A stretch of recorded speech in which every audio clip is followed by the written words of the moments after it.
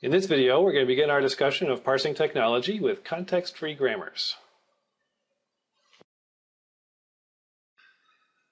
Now, as we know, not all strings of tokens are actually valid programs, and the parser has to tell the difference. It has to know which strings of tokens are valid and which ones are invalid and give error messages for the invalid ones. So we need some way of describing the valid strings of tokens and then some kind of algorithm for distinguishing the valid and invalid strings of tokens from each other.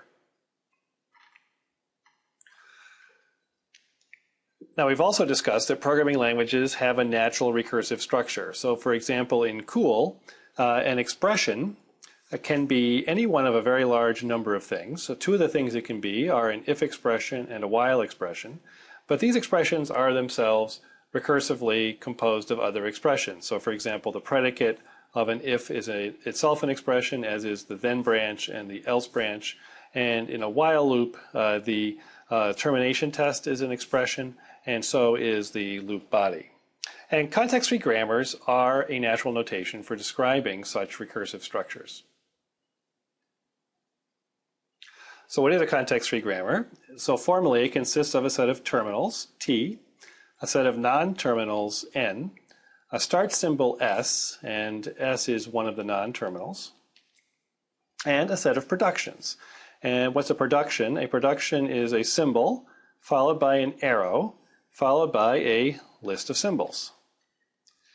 And these symbols, there are certain rules about them. So the X thing on the left-hand side of the arrow has to be a non-terminal. That's what it means to be on the left-hand side. So the set of things on the left-hand sides of productions are exactly the non-terminals. And then the right-hand side, every YI on the right-hand side, can be either a non-terminal, or it can be a terminal, or it can be the special symbol epsilon.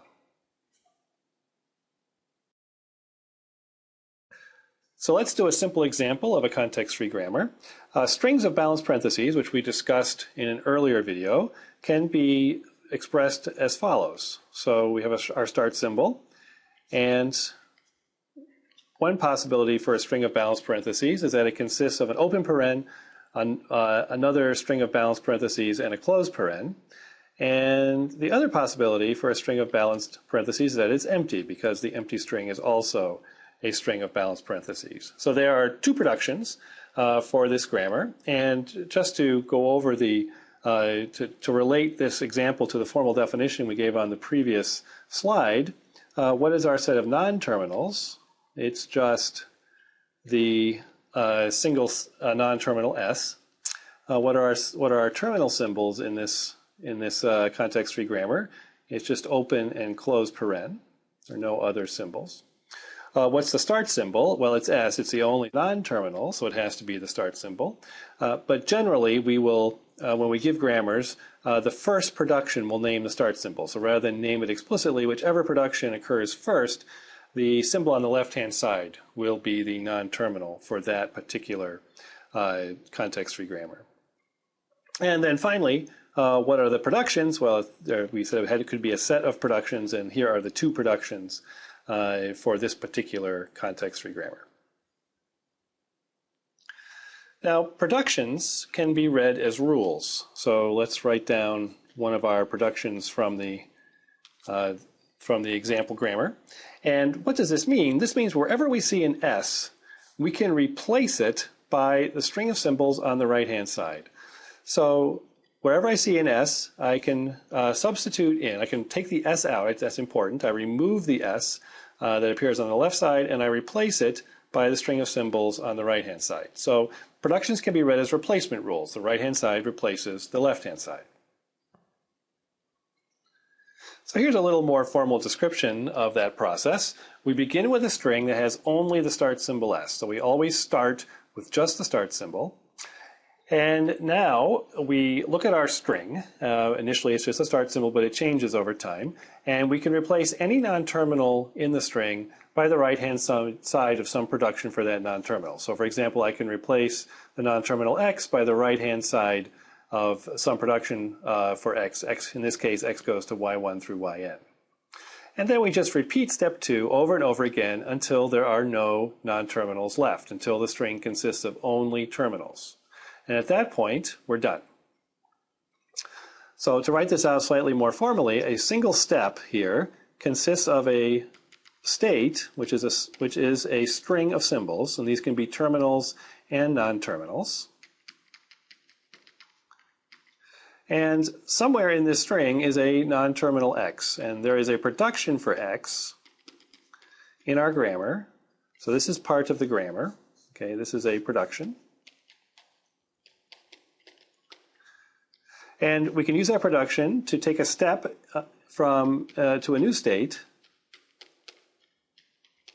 where we have replaced x by the right-hand side of the production. Okay, so this is one step of a context-free derivation. So now if we want to do multiple steps, we could have a bunch of steps. Alpha 0 goes to alpha 1, goes to alpha 2, and these are strings now. These alpha i's are all strings. And as we go along, we eventually get to some string alpha n, all right? And then we say that alpha 0 rewrites in 0 or more steps to alpha n. So this means in 0 greater than or equal to 0 steps. Right? So this is just a shorthand for saying there is some sequence of individual productions, individual rules being applied to a string that gets us from the string alpha 0 to the string alpha n. And remember that in general we start with just the start symbol, and so we have a whole bunch of sequence of steps like this that get us from the start symbol to some other string. So finally, we can define the language of a context-free grammar. So let G be a context-free grammar and has a start symbol S. So then the language of the context-free grammar is going to be the string of symbols, alpha 1 through alpha n, such that for all I, alpha I is an element of the terminals of G. Okay, so T here is the set of terminals of G. And S goes, the start symbol S goes in 0 or more steps to A1 to AN. Okay? And so what is this saying? This is just saying that all the strings of terminals that I can derive beginning with just a start symbol, those are the strings in the language. So the name terminal comes from the fact that once terminals are included in the string, there's no rule for replacing them. That is, once a terminal is generated, it's a permanent feature of the string.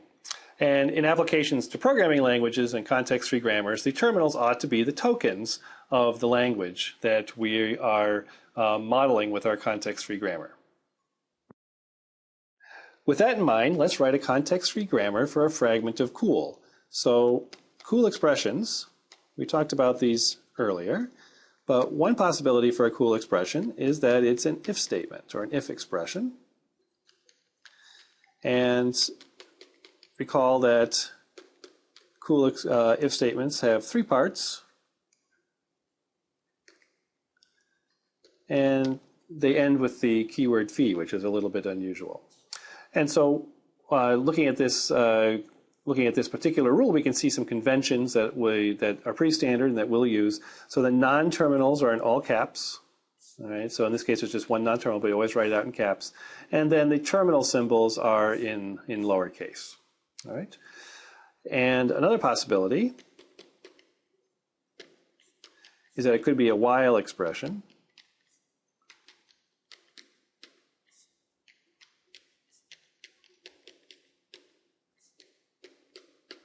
And finally, a last possibility is that it could be an identifier ID.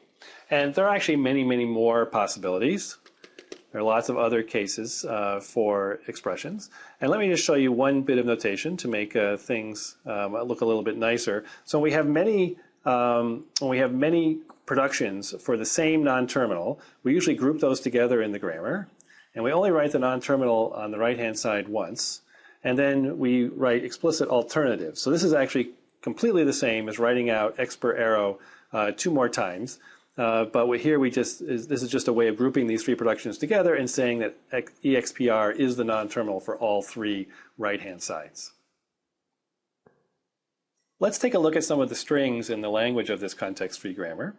So a valid cool expression is just a single identifier, and that's easy to see because EXPR is our start symbol. I'll call it EXPR. And there's a production that just says it goes to ID. So I can take the start symbol directly to a string of terminals. A single variable name is a valid cool expression. Another example is an if expression where each of the sub-expressions is just a variable name. So this is perfectly fine structure for a cool expression. Similarly, I can do the same thing with a while expression. I can take the structure of a while and then replace each of the sub-expressions just with a single variable name, and that would be a syntactically valid cool while loop.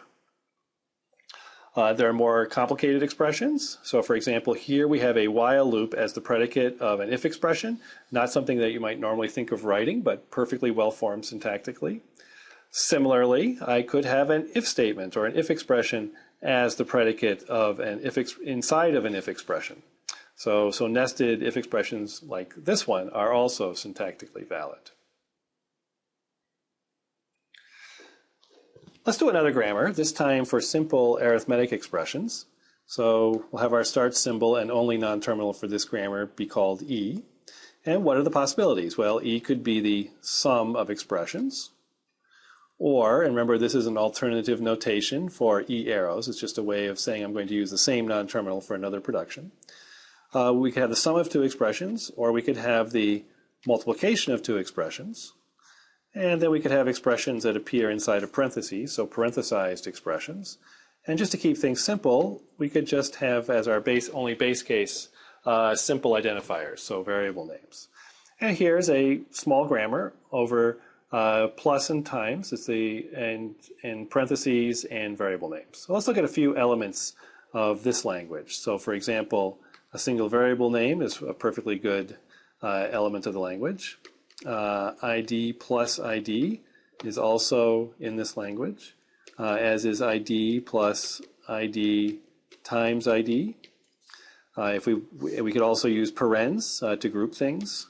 So we could say ID plus ID close paren times ID. That's also something that you can generate using these rules, and so on and so forth. There are many, many more strings in this language.